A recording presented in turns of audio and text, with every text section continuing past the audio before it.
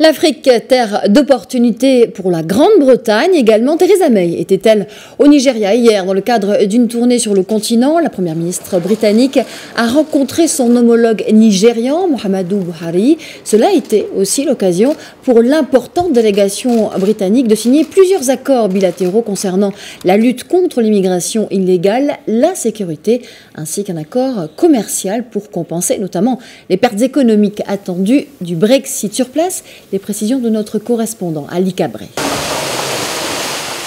La visite de Theresa May au Nigeria s'inscrit dans le cadre de la sortie de la Grande-Bretagne de l'Union européenne, le Brexit qui va nécessiter de nouveaux accords commerciaux et de nouveaux accords diplomatiques et stratégiques. Elle va notamment parler de questions de commerce, de questions de sécurité et de questions de lutte contre l'esclavage moderne, les nouveaux types d'esclavage qu'il y a sur ce continent.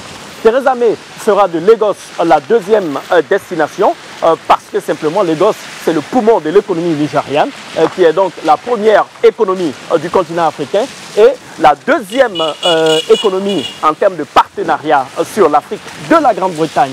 Theresa May vient aussi pour discuter notamment des nouveaux types d'esclavage moderne parce qu'il s'agit ici Lagos qui est le point de départ de l'immigration vers la Grande-Bretagne de nombreux jeunes Africains dont ils sont nombreux parmi eux qui sont des Nigérians qui sont en Grande-Bretagne en situation irrégulière. Elle vient donc pour donner un nouvel espoir de partenariat gagnant-gagnant où la Grande-Bretagne va investir plus de 4 milliards de dollars dans l'économie africaine, dans les secteurs de l'agriculture et des énergies renouvelables notamment.